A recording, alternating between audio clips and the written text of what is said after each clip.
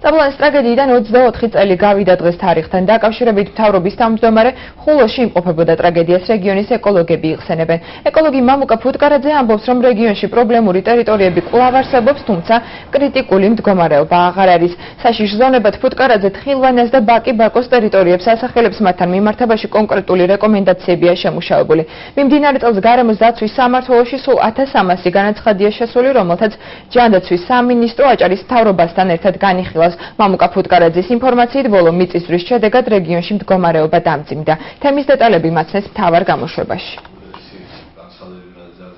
არის დღევანდელი დღის მონაცემებით დაახლოებით 1300 განცხადებაზე არის ჩვენს გეოლოგიის სამსახურის მიერ რეაგირება გაკეთებული.